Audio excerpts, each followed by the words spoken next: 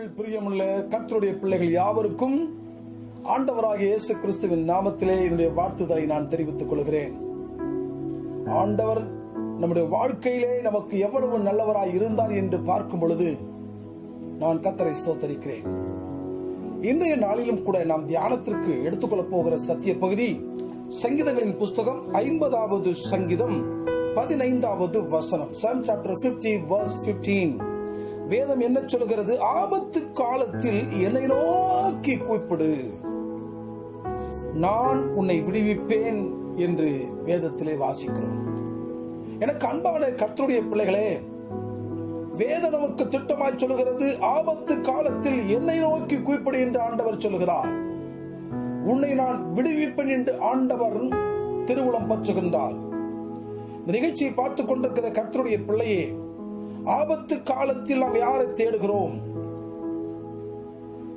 குறைவுகள் வரும் பொழுதும், ஆபத்துகள் நம்மை சூழ்ந்து கொள்ளும் பொழுதும் உடனடியாக நம்முடைய எண்ணங்கள் மனிதனை தேடி ஓடுகிறது, உறவுகளை தேடி ஓடுகிறது, நண்பர்களை, தெரிந்தவர்களை, அறிந்தவர்களை மனம் நாடுகிறது. இவரிடத்திலே போனால் இந்த காரியம் நமக்கு கிடைக்குமே, இவரை நாம் சந்தித்தால் இந்த உதவி நமக்கு கிடைக்குமே என்று சொல்லி மனிதர்கள் மேலே நாட்டத்தை வைத்து, மனிதர்கள் மேலே நம்பிக்கை வைத்து அவர்களை நாம் நாடி தேடி ஓடுகிறோம். கடைசியாக நாம் பெறுவது எல்லாம் வெட்கமும் போராட்டம் உள்ள காரியங்கள் தான். மனிதர்களை நம்பி ஒருவர் கூட இந்த உலகத்தில் நிம்மதியாக வாழ்ந்ததாக சரித்திரங்கள் கிடையாது. ஒருவேளை ஆரம்ப காலகட்டங்களிலே சந்தோஷமாக இருக்கும், இனிமையாக இருக்கும். ஆனால் நாட்கள் செல்ல செல்ல அவர்களுடைய காரியங்கள் நம்மை விட்டு கசந்து போய் அவர்களுடைய ஒரிஜினாலிட்டி நமக்கு தெரிய வந்து அவர்களே நமக்கு சத்துருவாய் மாறக்கூடிய காலகட்டத்திற்குள்ளே நாம் போய்விடுவோம். எனக்கு அன்பான கர்த்தருடைய பிள்ளைகளே, அதைத்தான் வேதம் நமக்கு திட்டமாய் சொல்கிறது. மனுஷனை நம்புவதை பார்க்கிலும் கர்த்தர் பேரில் பற்றுதலாய் இருப்பதே நலம். பிரபுக்களை நம்புவதை பார்க்கிலும் கர்த்தர் பேரில் பற்றுதலாய் இருப்பதே நலம் என்று எழுதப்பட்டிருக்கிறது. அப்படி என்று சொன்னால் ஆபத்து காலத்தில் நாம் யாரை தேட வேண்டும்? கர்த்தரை தேட வேண்டும்.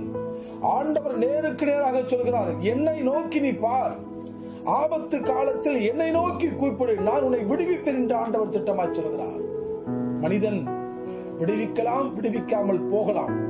மனிதர்கள் உதவி செய்யலாம், உதவி செய்யாமல் போகலாம். தேவன் அப்படி கிடையாது. நிச்சயமாகவே விடுவிப்பார், நிச்சயமாகவே உதவி செய்வார். நிகழ்ச்சியை பார்த்துக் கொண்டிருக்கிற அன்பு கர்த்தருடைய பிள்ளையே, ஆபத்து நாட்களிலே, பிரச்சனை நாட்களிலே, கேள்விக்குறி நாட்களிலே நீ கர்த்தரை தேடு, அவரையே நீ தேடு. உன்னை ஆண்டவர் விடுவித்து அற்புதமுள்ள ஒரு வாழ்க்கையை கொடுத்து உன்னை ஆசீர்வதிப்பது அதிக நிச்சயம். கர்த்தர் இந்த வார்த்தைகளை ஆசீர்வதிப்பாராக. நாம் கண்களை மூடி நாம் ஜெபிப்போம். எங்கள் பரிசுத்தமுள்ள நல்ல ஆண்டவரே, கர்த்தருடைய நாமத்திலே இந்த அருமையான வேலைக்காக நன்றி தகப்பனே. தேவரீர் எங்களோடு பேசின வார்த்தைகளுக்காக நன்றி அப்பா. நிகழ்ச்சியை பார்த்துக் கொண்டிருக்கிற ஒவ்வொரு பிள்ளைகளை தேவனில் ஆசீர்வதித்து பெரிய மகிமையான காரியங்களை கர்த்தாவே செய்யும்படிக்கு ஜெபிக்கிறோம். பெரிய காரியங்களை செய்கிறோம். இயேசுவின் நாமத்தில் ஜெபிக்கிறோம் எங்கள் ஜீவனுள்ள நல்ல பிதாவே, ஆமென். அன்பானவர்களே, நல்ல ஒரு வார்த்தை கேட்டோம். நாளை காலை மீண்டுமாக நல்ல ஒரு வார்த்தையில் உங்களை சந்திக்கிறேன். கர்த்தர் தாமே உங்களை ஆசீர்வதிப்பாராக. God bless you.